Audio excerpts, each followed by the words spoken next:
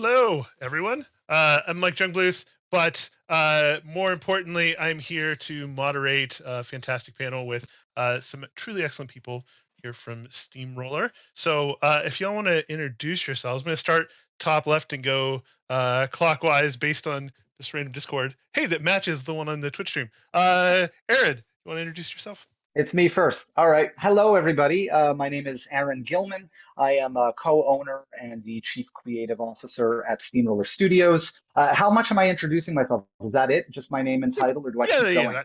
yeah. That's enough. That's I it. think we'll That's just it. get quick. Pass it Yeah, yeah, on. yeah. Amanda. Pass it on.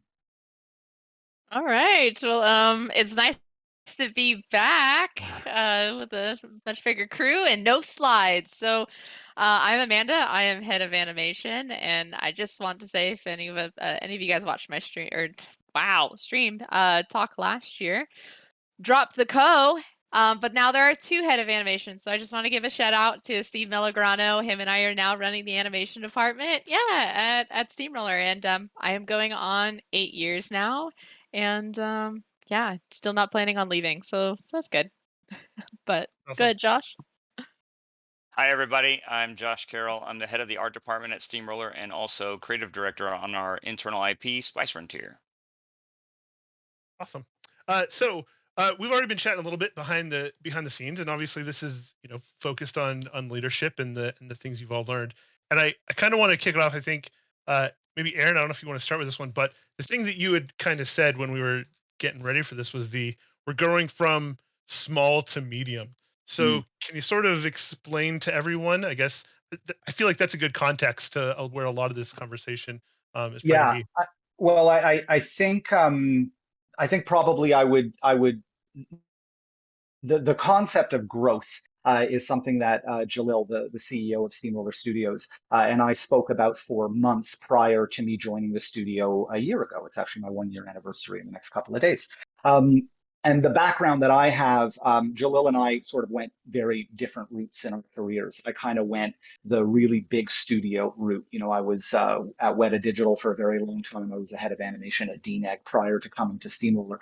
DNEG is, 8,500 people, 7 studios worldwide.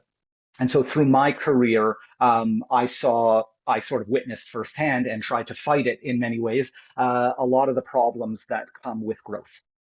Scale and scaling up can sometimes be a very, very precarious thing for a studio, and it can unfortunately result, I think, in certain issues that if you don't deal with them, your studio is not going to come back from it. And the number one way to sort of measure the problem associated with growth is retention.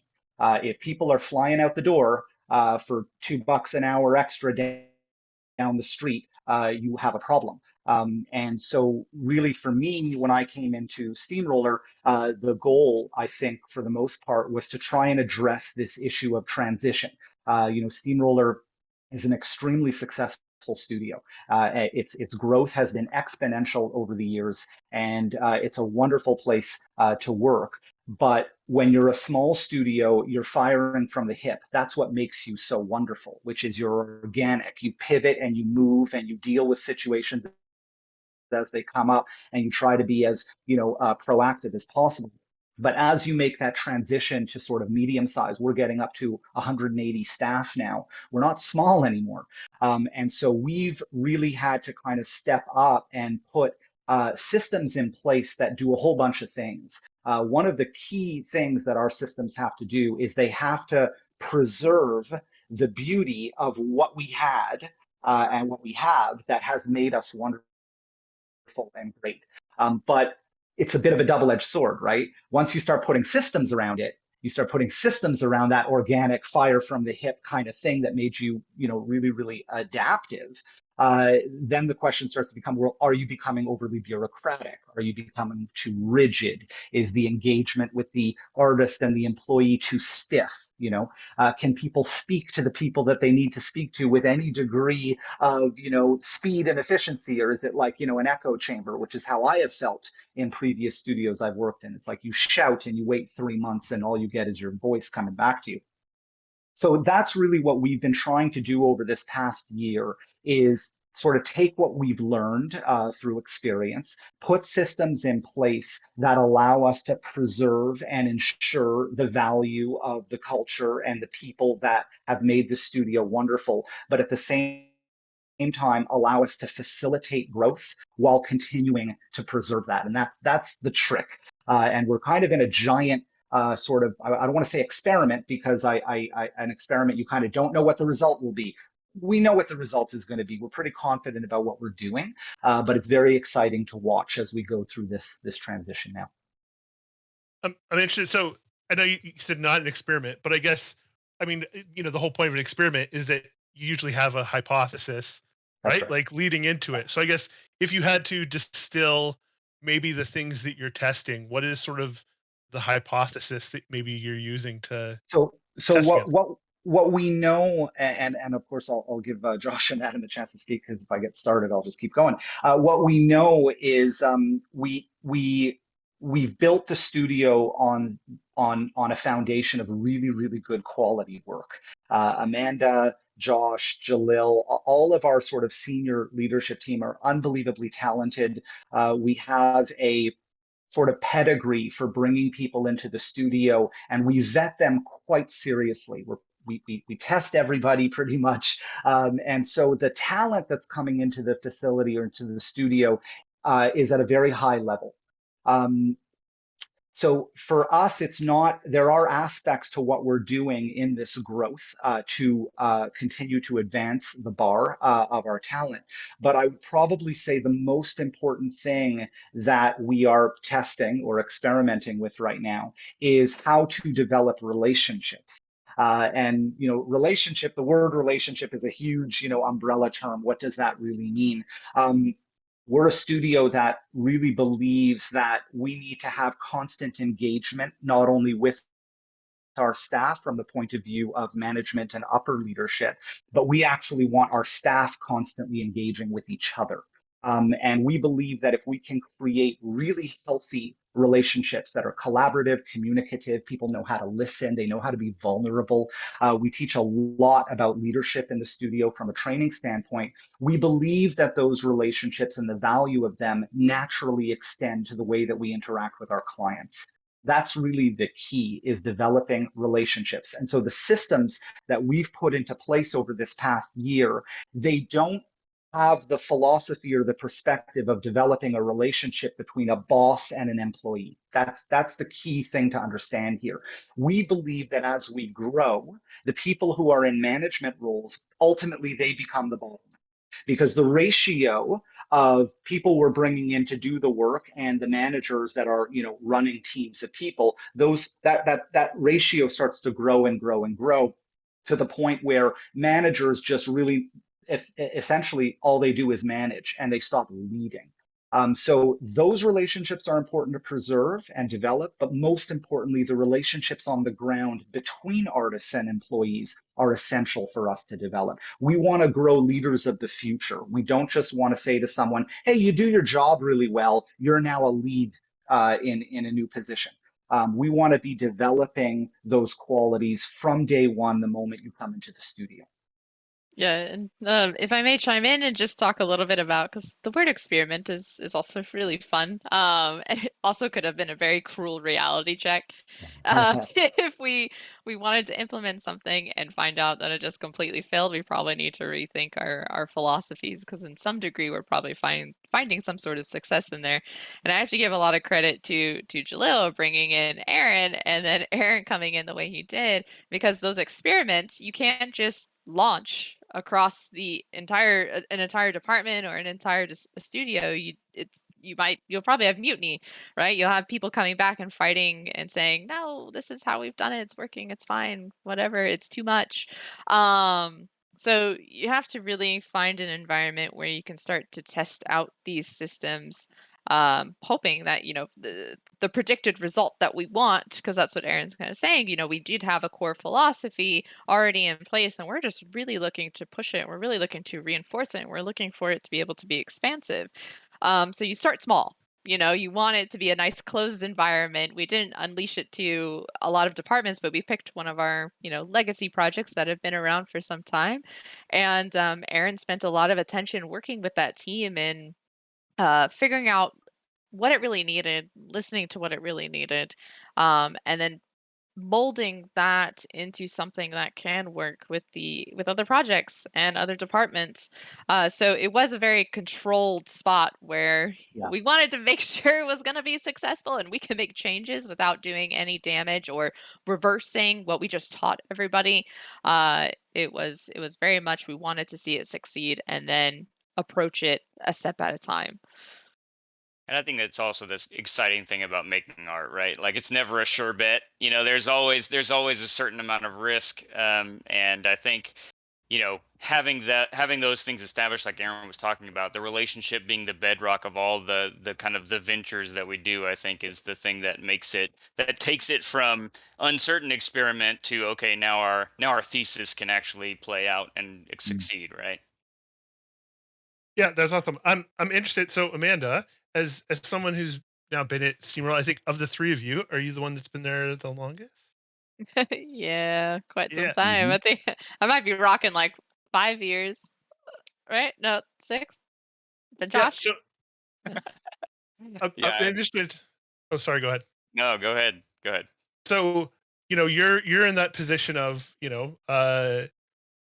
seeing the growth and having these sort of initiatives come online, and as someone who was there for a while and seeing how it had grown naturally, can you speak a little bit of your experience in maybe your thought process on how do we embrace this, and like how did this all sort of work for you as somebody that was Yes, part of that very key transitional experience? that's a great question. Yeah. I mean, we about to sit down and talk for the next 45 minutes about this? Because I mean, that's what we're here for, yeah. right? I mean, oh, it's a lot. You do have to have a certain mentality of being able to take change quite quickly. And I've kind of learned that from day one. I've mentioned being a production manager, working to an animator, all the way up to lead and to supervisor, to technically head a department. And then I supervised one project. And you definitely have to have that attitude that nothing is locked in place, and the systems we had at that time worked really well for us. But as we expand and as we grow and as we evolve, you have to be willing to let some of those go and understand, it worked for the time that it was there for. But we have to really embrace the new. And I want to share this little bit of I'm comfortable with stuff. I'm able to be vulnerable with you guys. And Jalil was really prepping me for Aaron coming on board. I just want to talk about this a little bit because yeah, if we get talked about a lot, saying Aaron and I are very similar in the way that we operate. And I felt like I failed the department. I was like, oh my gosh, this guy's coming in and he's had this experience on all these Viz FX shows, and he's been his own head of animation at another studio, and there's so much I want to do here. I just don't have time. I have all these responsibilities. Oh my God, he's gonna think I just let this department go, and it was really playing with my psyche. And Jill was like, he's not like that, Amanda. He's not like that. We're coming in to grow and support. And I'm like, okay. So I had to mentally prepare. Hopefully someone in this room can relate to this. But you have to really be like, no, again, things work when they were there. And you know what? We're finding ourselves where we're bottlenecking. If you don't embrace this, you actually start to hurt the studio and you start to hurt the artists. And you kind of have to come to that conclusion and be like, this is what's going to make us stronger. This is how we're going to move forward into our next exciting step. And you can't overthink that. You can't let it consume you in that degree, because he doesn't think that at all. And I mean, Aaron can speak to that, but we've had this conversation, and it just, you have to really understand why someone is coming into the studio, why we're making so many changes, and how do you embrace that? And the moment you can get that to click, things roll wonderfully. Yeah. Go ahead, I just Aaron, wanted you can speak a little bit. to say, and that I just want to say that's a mark of Amanda's incredible capability as a leader, because I don't think that she could be a great leader, and I don't think anybody can be a great leader if they're not willing to be open to changing. And she welcomed me, regardless of what her own inner anxieties might have been, or side conversations with Jill. She welcomed me with open arms into the position that I came in at. But the main thing that I think was important for me to let Amanda know was and I know this is going to sound cliche, but I am here to serve you. I want you to have the best possible environment for you to do what you want to do. Tell me what you want to do, and I will gear everything towards making that happen. But like Amanda said, the fact is that the company was growing to a point where, she is one person. And so naturally, as a company gets bigger, you do have to make changes in order to accommodate that. Otherwise, we're affecting the people who are trying to do their jobs. So I think that yes, Amanda and I are very similar, and we want the same things. And so, I personally believe that it's one of the most successful relationships that I have in my work with Steamroller is my relationship with Amanda and what we've managed to do together over this past year. And that would not have been possible had she not been open to the change. Awesome. I know another part of growth is you're, and I think this is something that's also part of the pandemic. A lot of work from home and remote. And I know Josh. I know both you and Aaron, both of you are working remotely. But Josh, can you speak to what is like leading not only from remote places, but then joining? Did you join as a remote employee? Yep. So can you sort of, I mean, talk to that experience of joining a team remote, but then also in a leadership role remote? So I would definitely say that there were some unique challenges to it where, anytime you're in a new organization, you're trying to learn the hallmarks, you're trying to learn the culture. And then as a leader, you're trying to, you know, get that culture to flow downstream. And so I see myself as, primarily responsible for being able to analyze and understand what makes Steamroller so great, and then push that out, to the people that work underneath me. And so not only was it a challenge to just kind of, a lot of times I found out real fast that I really rely on my ability to read nonverbal cues when I'm in the room with somebody, and I'm like picking up on different things and understanding the tone or understanding kind of the vibe.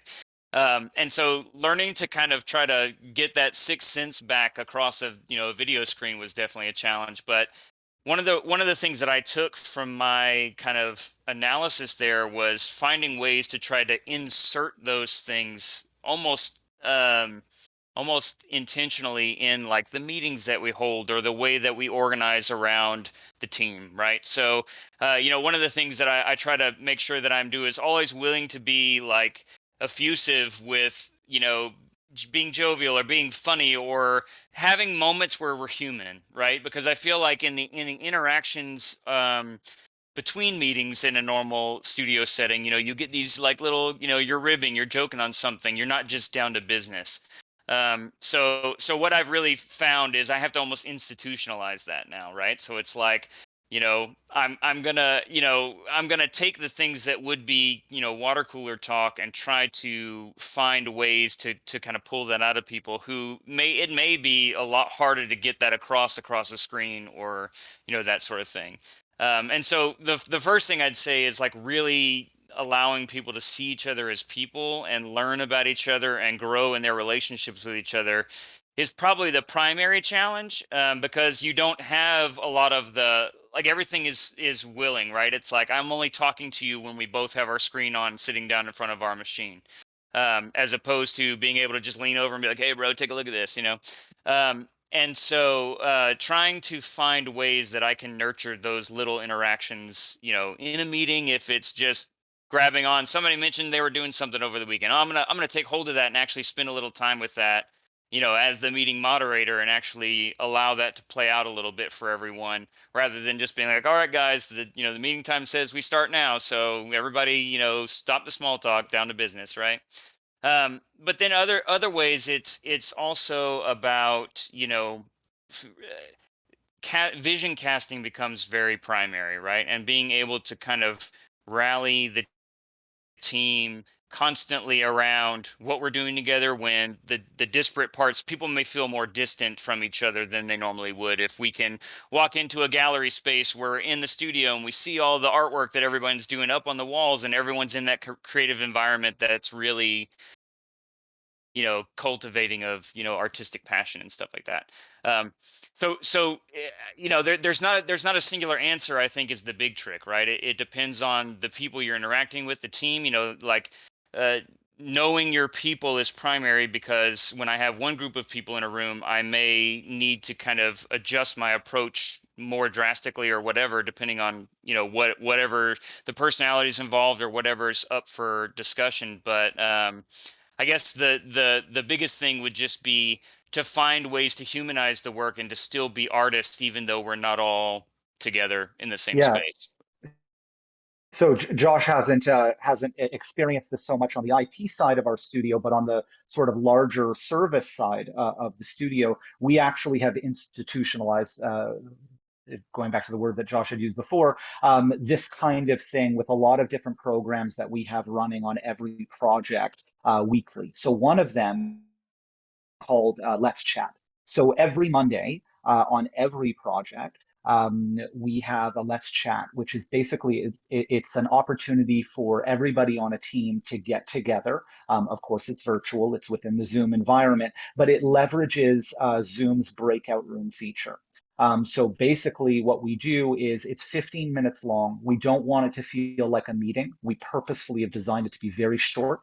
And the idea behind it is to try and simulate the cafe or cafeteria environment that you would have in a studio where, Monday morning you rock into work, you go to get your coffee. Mike is standing beside me making his bagel, and hey, Mike, how you doing? How was your weekend? What'd you do this weekend? It's about a 5-minute conversation, and then we both go to our desks. So essentially what the Let's Chats do is they're managed by our production coordinators. It's in the weekly calendar for every show. You get in there, you get broken out into a random one person, so it's a 2-person breakout room where you are randomly put with someone else, and you just have a chat. And then everybody comes back into the room, and we do it again for 5 minutes with 3 people, because the dynamic between 3 people interacting is fundamentally different.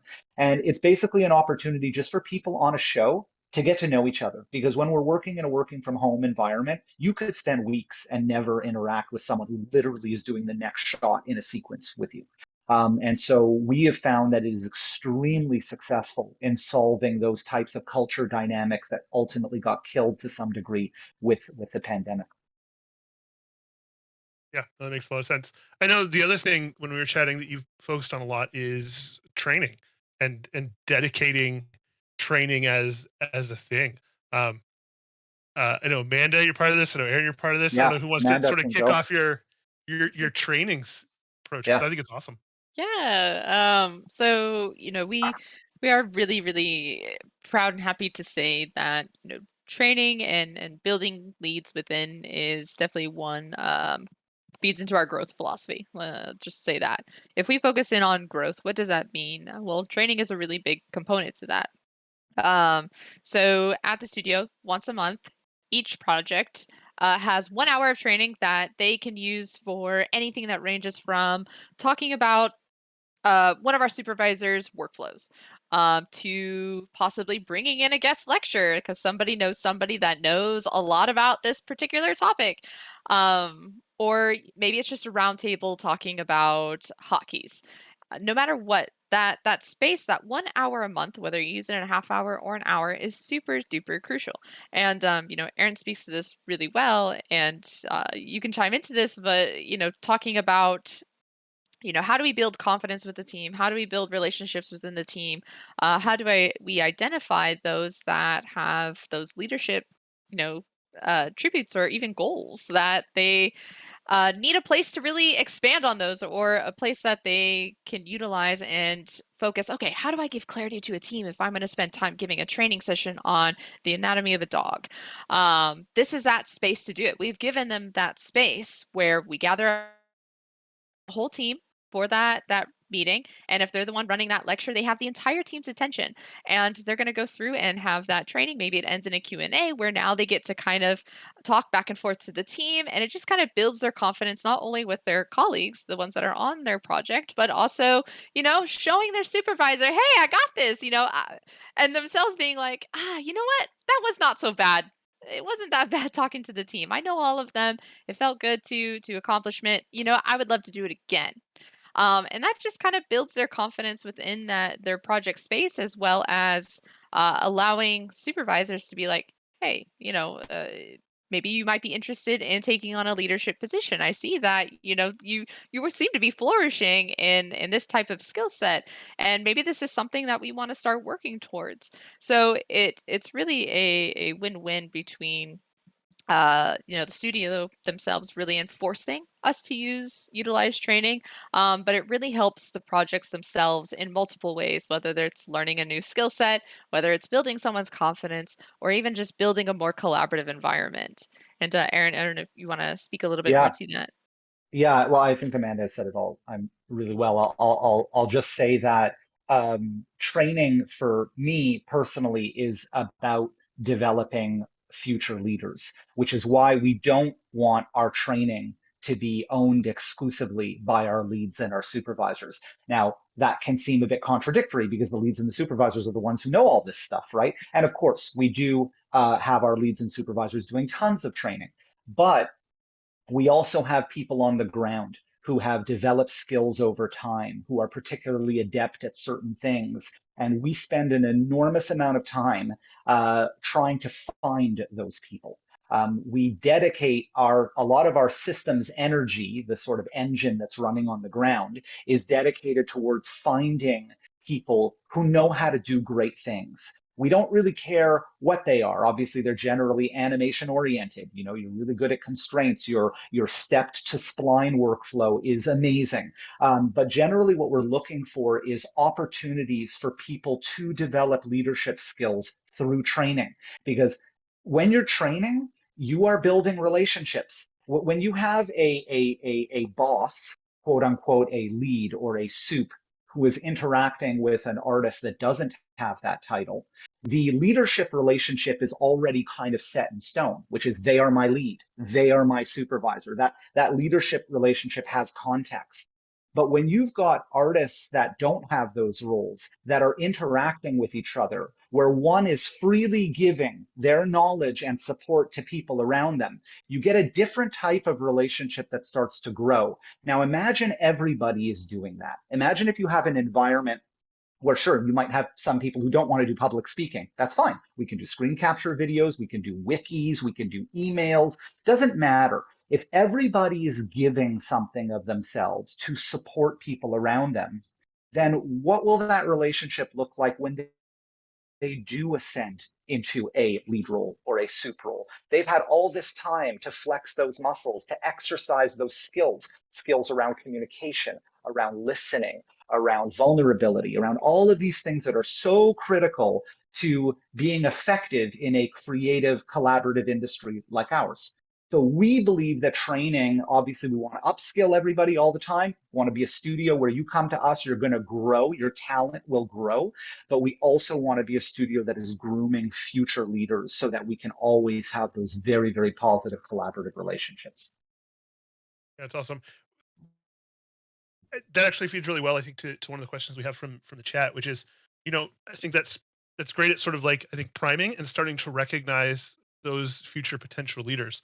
How do you then prepare them specifically for leadership positions? Are there courses that you can recommend, or do they have like a tutor or somebody for the first time? Can you kind of walk through your Well, process? I'm gonna pass it over to Amanda, but Amanda has a wonderful leadership workshop that I'm gonna let her talk a little bit about when we are identifying people to step into leadership roles, and then I can maybe offer something. Josh, you can jump in as well. Yeah, just to kind of break the ice, I guess, with bringing in a new lead, it's very intimidating when you start to go into leadership, especially now that we're starting to build a lot of these philosophies, with the training and with the Let's Chats and making it a more comfortable environment. It definitely makes it easier to be like, this isn't something intimidating. It's going to be a lot of fun. It's a very collaborative space to be in, and this is all about learning how do we give feedback internally, and how do we communicate to our clients. Now, our leads aren't necessarily client facing for a majority of the part, so our focus here is a lot on how do we give feedback internally. So this is a small group. Typically I'll take between 2 to 3 who might be coming in or just starting out, or who might already be in the role that we just didn't line up timing wise, to have an hour each week where we're going to practice and learn our philosophies of how do we give feedback, how do we communicate to the team, how do we communicate to our supervisors, how do we read the room, how do we trust our instincts and build the confidence that way. And a lot of it does really feed into feedback. And I can talk about feedback all day, because feedback really feeds into a lot of things. I like to always start conversations with, I rarely get to animate now, and I'm perfectly happy with that. But I pleasantly surprise myself when I go back and I animate, because of how much I repeatedly look at other people's animations and how I'm giving notes to them and how I start to apply those notes into my own work. So our leads are still animations, and I kind of try to tie them improving their animation skills by learning how to give feedback, and what to look out for. What are your priority notes depending upon the project? How do you read what the director is really trying to tell you? Maybe they don't come from an animation standpoint. Maybe they come from live action. Maybe they don't know a thing about animation. Maybe they know everything about animation. How do you really start to pick that apart? And it's no quick and easy way to be like, yeah, read this lengthy document that I wrote about giving feedback, which we have one. But it does not, just sending that to them does not work. We actually have to sit through the process, and we create a very safe space where I'll tell them to bring in work, or I'll bring work that day. And I'm like, okay, you have 15 minutes to give me feedback on my animation, which is it's not really mine, but this is just, I'll challenge them with questions that might pop up in regards to that. Sometimes it's just us chatting in a space, talking about how to read the room. How do you deal with difficult situations where you're giving an animator a repeated note?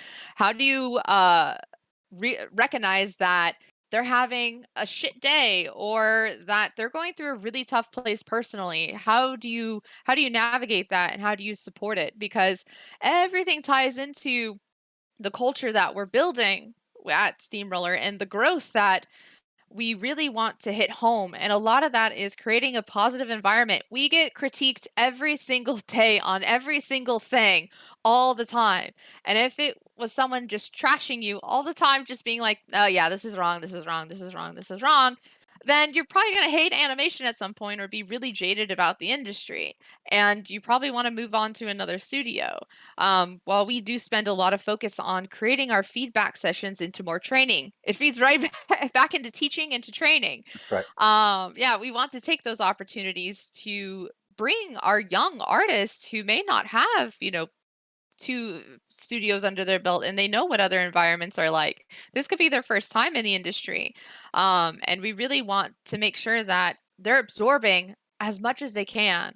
And the more that we're there to teach and to really understand, how do I not overwhelm them? How do I give them what they need? How do I also get what I need out of production to the client, is a very fine balance. And that takes a lot of time to do. And a lot of it comes down to you actually going into that environment and learning it yourself. But we do have that training course in place to kind of prepare you for what's about to come.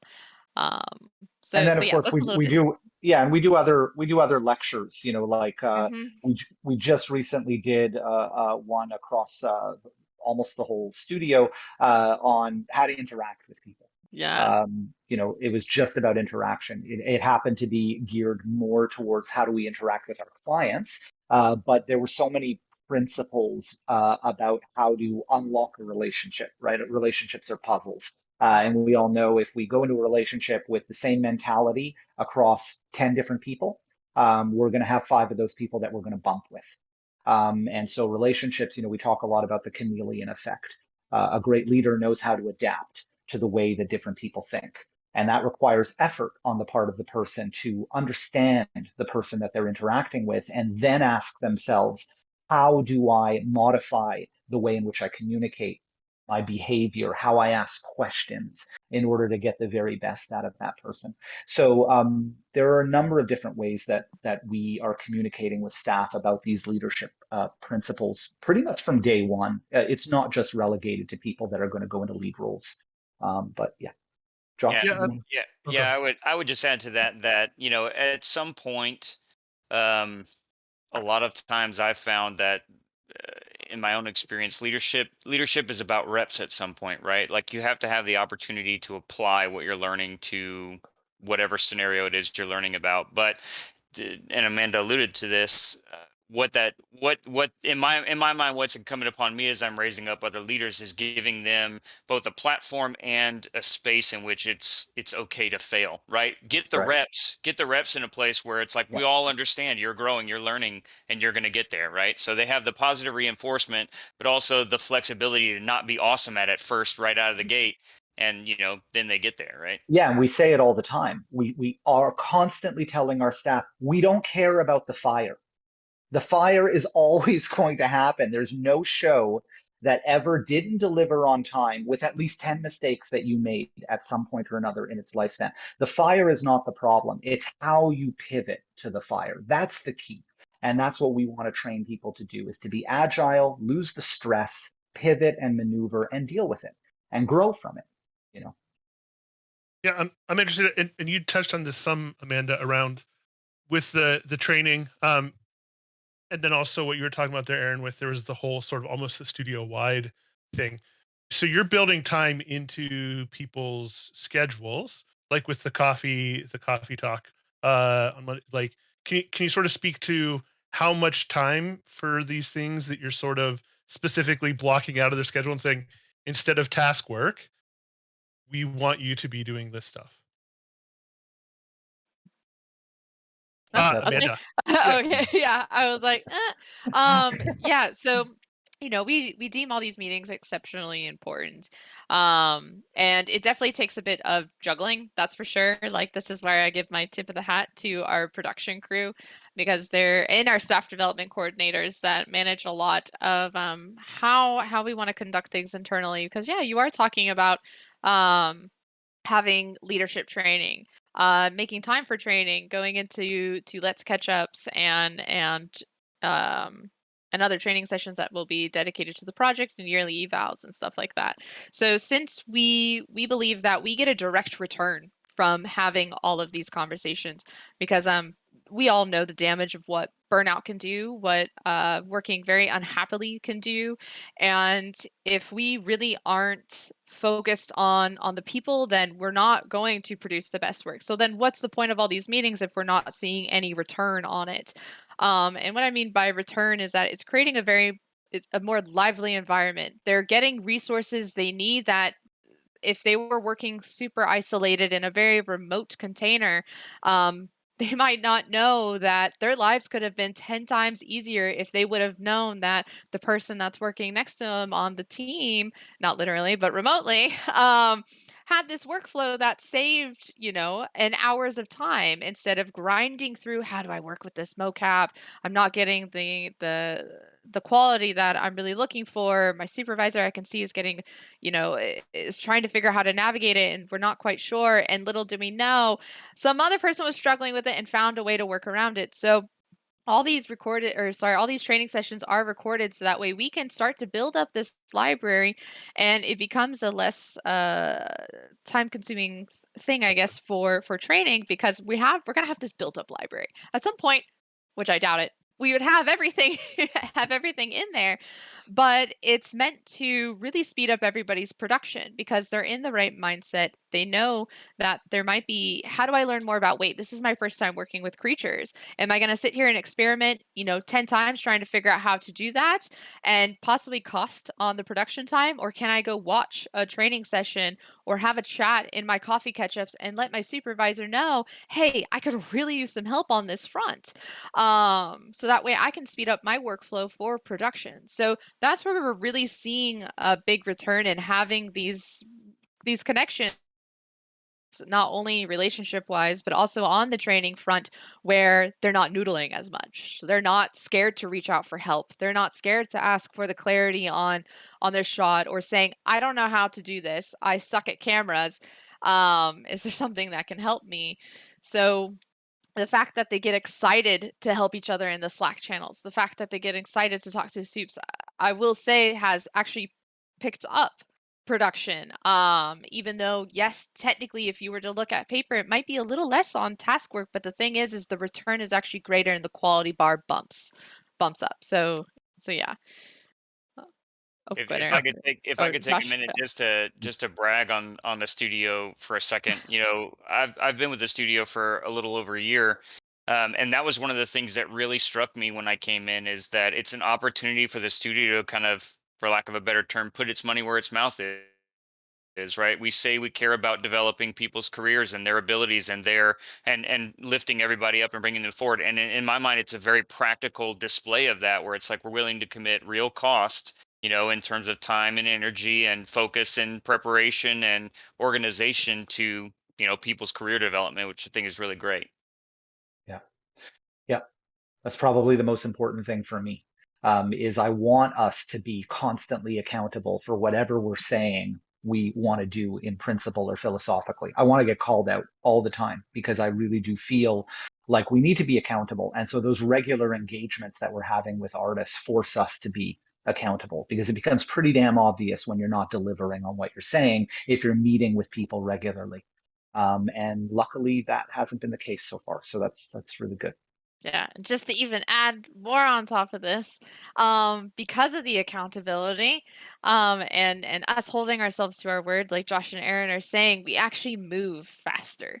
So we're catching red flags and we're becoming, yeah, more proactive than reactive.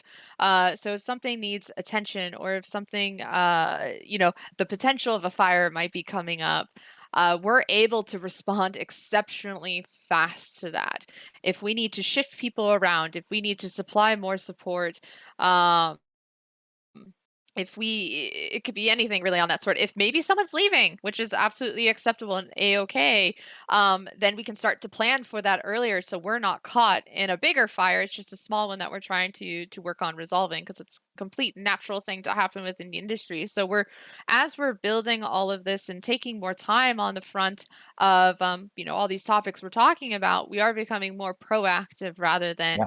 being reactive and suffering and having a headache and more stressed. It's because we're inundated with information. We've set ourselves up. The system is designed so that, like I said before, the engine is always running under the hood. And because it's always running, the amount of information that's going back and forth between people because of all of these regular interactions, very little gets past us. So nothing sort of is allowed to fester. We're able to be very, very proactive. I think that that's the problem with scale. If you're scaling and you're not putting those systems in place, you're only ever going to be in a reactive state, and you're always too late. Right? That's why people fly out the door and go to, your competitor, because you're not responsive enough to the artists and what their needs are. So to me, the systems are designed so that information is flowing at a much higher speed. Like we were talking about hierarchy before we started, Mike, right? And I would consider our hierarchy to be pretty flat. It's not flat, it's not, but it's pretty flat in the sense that I have junior animators that reach out to me directly and ask me for something. And it happens, I don't know, 6 times a day. So when you think about it, in my position, to be responsive to those needs means a lot, right? Because I know what they need, and they build more trust with me because they know I'm listening and I move fast. I usually, Amanda will tell you, 9 times out of 10, I've solved the problem by the end of the day. And I got 1,000 other things I'm doing, but it's that important. That's the key. And I think that any studio leadership that loses touch with that, I think that's for lack of a better expression, I think that's a kiss of death. I think you really, really need to stay connected. Yeah, yeah. Okay, so we've got a couple more questions here from the chat. This one is about testing animators. When you have somebody new joining the team, how much do you care about the speed with which they're able to, I guess, get their animations done or work? That's yours, Yeah. Amanda. Yeah, I'll take this one. Yeah, because we do spend a lot of time on tests, and if we're just gonna kind of narrow down into talking about speed specifically, I'd say it's a very small percentage of how that is taken into account because really, the tests that we send out, you're going into it fairly blind. You're going into it with, setting up with a rig you probably haven't worked with, a reference you've never done. Maybe it's something a little bit more out of your comfort zone. Um, what I'm really looking for is the quality because I'm not worried about if you would have got one more round of notes in your animation, it still would have bumped up the time, but it looks really solid. I could see you understand anatomy and body mechanics, then I'm like, we can push you towards the rest. And speed comes in with time. It could be something personal. You might be trying to juggle multiple jobs. You might be trying to look good on paper. I don't know. Maybe some people are lying about their time. I don't know. But what I'm looking at is the quality of their work.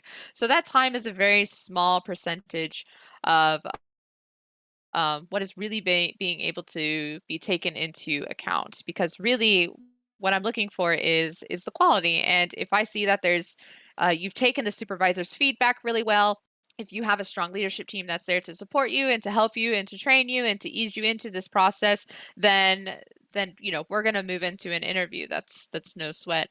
Yes, sometimes there's hours that are just off the charts and you're like, okay, I might have to ask, just to get more details, like what were the bottlenecks? Why did you get hung up? Was it something, maybe it was a lack of confidence, maybe they started over, Or it maybe could be issues with workflow. They may yeah, have problems with their workflow. Yeah.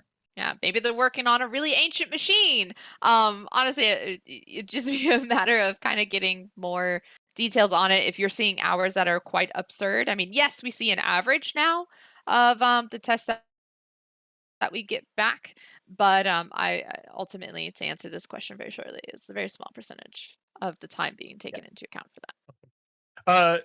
Next question we had was, and you touched on this some, I think, Aaron, when saying that when somebody comes to you with a question or a concern, answering them quickly sort of helps to remove that festering. But when you recognize that there is someone toxic, somebody that isn't jiving, or actively doing things in bad faith or whatnot, how do you all like to Sorry, approach that? is not or is not actively doing things in bad So faith. the question was from the stream, if you recognize someone as toxic, Yeah. So what do you do? So I mean, that could take yeah, its form in a number of different ways, exactly. right? And I'll, Mike, yeah, exactly. I'll probably answer it in a couple of different ways. So I think for me, the key is to sort of break down the origin of the toxicity. That's the key. So I think first and foremost, if someone is toxic in an environment, we want to react to it very, very quickly. I have been on shows with 150 animators, and I have witnessed a single individual in no position of leadership destroy teams. So toxicity is a very, very bad thing. And I think that as a studio, we would respond to that very quickly. But how do we respond to it? I don't think that we just respond to it with the perspective of that person is toxic, they are an enemy to us, we must destroy them.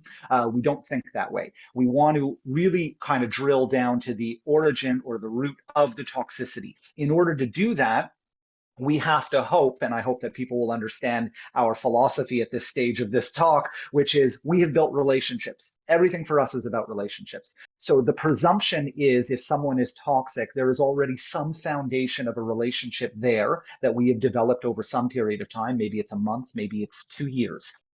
But regardless, the relationship that we've developed with that person should give us the foundation with being able to drill down and understand what's going on.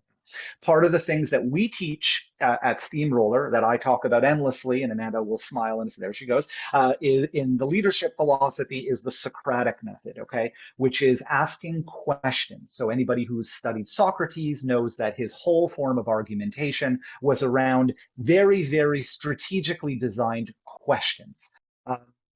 And that's probably the first thing, is to really understand through questions and through a conversation, where is this coming from? Toxicity can happen for many reasons. It can be the person's connection to the project. It could be the person, for example, you might be a feature animator and find yourself on a very technical VFX show and you hate it. Okay, that can create toxicity. It could be through relationships. Maybe you are working with people you don't care for. Maybe someone is treating you in a way that you don't feel heard, or whatever it may be. Okay. And then, of course, there's the third possible reason, which is you are not right for us. There may be aspects of your personality. We missed it. It didn't come through in the interview, or who knows, but you just may not fit into the culture of our studio. So for me, those are probably the three broad reasons. Two of them we can absolutely solve. And we don't want to point fingers. Just because toxicity is coming from you doesn't mean you are necessarily at fault. Yep. And so through the questions, through the listening, through the understanding, those first two, we can address that. And of course, there has to be some accountability, which is it needs to be used as a leadership opportunity here, which is your way of responding to those situations. You don't like the show. You don't like the person. The way in which you're demonstrating toxicity is a learning mechanism for you now, that we need to help you walk that path to grow and develop as a person or a future leader with us. The personality and the culture fit being misaligned, that's usually something we can't really solve very well. And oftentimes I find that you can try and sort of fix it as you go, but it will inevitably come to a head, and there may not be a lot you can do. That's my attempt at answering that question. So I'll let the others also respond, but that's how I would think of it. Yeah, I would say for myself, I think that best case scenario, confronting toxicity or a problem on the team is ideally another opportunity to build the relationship that Aaron's talking about, right? There's something very powerful about redeeming that, right? Being able to go sit down with someone, to be able to express your concerns directly, to be able to kind of constructively work through that stuff, and then have that person rejoin the team. And then if it's ideally resolved, then that becomes a strengthener for everyone, right? So that's ideal. But I think the key to that is, to Aaron's point, dealing with it quickly, not avoiding it, and not dancing around the issues, being direct with people, and allowing people to understand where they stand in those kinds of situations and moments, but also, attempting to reconcile and really kind of bring that person back. Because the goal is, right, that we're all here for the same purpose. We're a team. We're not, no one intentionally or ideally on the team is oppositional to one another, right? We're all, it can be a stressful thing. Work, and especially creative work, can be a stressful thing where everyone is expelling energy, and, there's difficulty along the way. But ideally, we're overcoming those hurdles together. And then if you can reinforce that mentality, then it pervades the whole team, right? And that toxicity dispels, right? I think that's actually a really good point, which is toxicity doesn't live in a vacuum, right? Oftentimes, it's not just a conversation with that person. It could be a conversation with 4 people around that person, so that you can better understand how the puzzle pieces all, sort of fit together. Yeah. Yeah, I like that. We've got about just less than 10 minutes left. So if there's any more questions from Twitch chat, go ahead, toss them out. But I'm interested in, this is something I asked right before we started the stream. So you've had a little bit of time to possibly prepare. But I think building off of that, right, is those moments of vulnerability in leadership, I think is really valuable in showing that you're stepping forward in good faith and holding yourself accountable and vulnerable. Where are some instances that you've found where you've failed in some way and you've used that as a learning experience, or you feel like you're stronger from it, or appreciate that somebody sort of had those difficult conversations with you? And you could stop me if we want to talk about. But I was thinking maybe our yearly eval, because that's a new process for us, and we Sure. definitely, Oh yeah. yeah. Would you like to speak to that one, No, or no. I can You go ahead. I'll kind of riff. run? Yeah. So as we've expanded, we've been talking a lot about expansion. We had a very system that was very dated. It was very easy when we were 25, and for yearly evals, which is a very important part of our process, especially now more today, fell very behind because it was essentially just like Jalil and maybe myself and maybe George over in the IT department who would conduct yearly evals. And as we got more and more and more, as well as juggling like things going on with the service side or projects or other departments as they're beginning to grow, it was just not sustainable at all. And one of the big things that Aaron and Sonata has been working on was building a new process that would essentially be able to be scalable and give the artists the attention they needed. This is a moment where uh, they can meet up with the HOD as well as the staff development coordinator and build their relationships through that degree instead of kind of just brushing it off to the side. Hey, here's your numbers. You got a 1, you got a 2, you got a 3, and or an A or a B or a C. It just really isn't a very healthy system. We kind of came to the conclusion of, and it was always a very hard one to navigate. So Aaron and Sonata were kind of trying to figure out, okay, how do we do this? And I'll let him speak a little bit more to it because, just speaking from animation and it just being me, I was like, 75 evals. I can't do 75 evals. It's not sustainable. So, Aaron, fortunately took half. So now we have like a nice 35 split and it's the biggest department. And, now that we have staff development coordinators, and I'm so sorry, I'm bouncing all over the place, they've been able to support the system. But the main part to your question is the mistake of how we rolled it out is really what I'm alluding to, because we've spent time, Aaron brought myself in, the other HODs and more of the staff development coordinators, and we were trying to plan, how do we get this out? What's the best way to go about it? Is it a number system? Is it, how do we word things? How do we get things to work with those that are not first English speakers? How do we get everything to jive together? And it took some time to get out. First, you talk to the supervisors, something doesn't feel right in this survey that you guys just released. And we're like, okay, what doesn't fit right? And they're like, well, you asked us to grade ourselves. And we're like, oh, no, that should not have been in there. We're not doing a grade system. You're not supposed to grade yourself. This is not how we're trying to approach this. It's supposed to be a conversation and you give input into it and you kind of reflect, how did your year go? And I haven't seen Aaron and Sonata pivot so fast on to fix this system, and I'll kind of bounce this over to him to kind of speak a little bit more to it. Well, I think the thing that I sort of wanted to avoid the most was having any kind of a system that just reviewed someone once a year, and let alone reviewed them on a grading system. There's nothing worse than saying I'm a 4 out of 5 my polishing animation skills or my communication skills. So we did away with the numerical sort of system. But Amanda's right. I mean, we made a lot of mistakes as we went through it because we knew what the intention needed to be, but we weren't always sure of how to get there. And so again, the key is being able to pivot really quickly. I really think that the demonstrating to people that you know how to pivot builds trust in the relationship. So like I said before, we don't care about the fire. We care about how we deal with it. So there were a lot of bumps along the way. And now what we're doing is we're evaluating in this new system half the company. The other half has not had the ability to take advantage because we're still scaling up. We're hiring these staff development coordinators and teaching our supervisors across projects how to do feedback and conduct these coffee catch-ups and that sort of stuff. And some are, struggling with it more than others. That requires us to do more training and to, we can't just assume people know how to conduct themselves in these meetings. So we've had to build an entire system around this, and it's taking time, but that's okay. I think we've gone really far in 1 year. Now what we're doing is we're going to spend this next year just executing.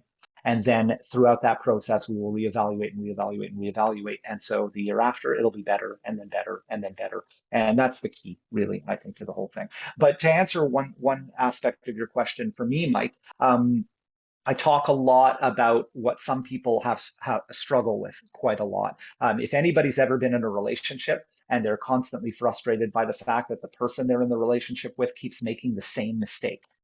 We all have had this experience before, right? You get burned by the same friend, or your parents keep doing the same thing to you. And part of our leadership approach is around the concept of inner dialogue. And inner dialogue is linked directly with vulnerability. It's a very, very important to understand that you can't have vulnerability without being able to question your own actions. And that is a big part of being able to try and avoid mistakes sort of festering. You were asking a question about, these mistakes and how do you pivot. I think that it's really, really important.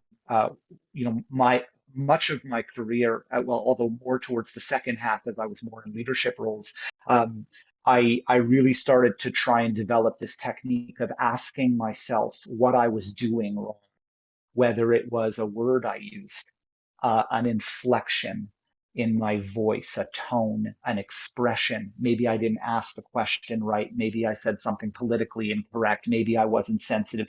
And I'm always trying to do that. And I have to do it because I'm a very assertive person. So if I don't do it, I stick my foot in my mouth all the time. So I have to constantly be going, how were you there? Do you need to go back and just clarify? Do you need to apologize? Do you need to say, hey, when I said it this way, I didn't really mean it like that. I meant it like that. And whether you do it a lot or not doesn't really matter. The fact that you do it is the most important thing, because 99% of the time, the person who receives that apology or that attention to the details of the conversation, they will respect you and respect the relationship more, because it shows care and it shows attention to the health of the relationship. And so that's something we want to always be teaching people is, how did you conduct yourself? Assess yourself. And literally do it while you're walking down the hallway. Because if you get to the end of the hallway and you know that you may have conducted yourself incorrectly, you better turn around right there and then and go back and finish it. Because if you just let it slide, these are the things that can build and develop into things that one day you may not know why someone is reacting to you the way that they are. Yeah, and Aaron kind of, you summed that up super nicely of how that really ripples through leadership. And to be able to, self-reflect and understand the intent there is good. And knowing that all of leadership kind of has that same mentality. The intent behind this feeds into our philosophy. It feeds into the goal. It meant no ill harm. But if, we aren't perfect on the fly, we aren't perfect in every conversation. My last talk was about failures, and that's the great thing about all the HODs and Jalil and Aaron, and what we're kind of building here is every single one of them are able to self-reflect and not be scared to own up and be like, yeah, nope, we did this wrong. I'm still learning. I'm gonna still learn next year and the year after. But the thing is we can reflect on it. You can learn from the mistake that I had made. We can move together forward and know that we've shared this moment, because this is kind of a relationship building moment as well. Right. Yeah. And now we can proceed forward together, and it actually creates a very beautiful cycle. Not saying, I am perfect, I am great, I can do no wrong. That's just absurd. Right. All right. Well, that that went quick. That was a good hour. Thank you all three so much for taking the time to chat about this stuff. And we're gonna move on to the next panel here in a little bit, which is all about production practices. So thanks everyone for watching. Thanks for go Skylar, get it. Go Skylar Slater. Go Skylar. Bye everybody. Thank you. Thanks, Mike. Thank you.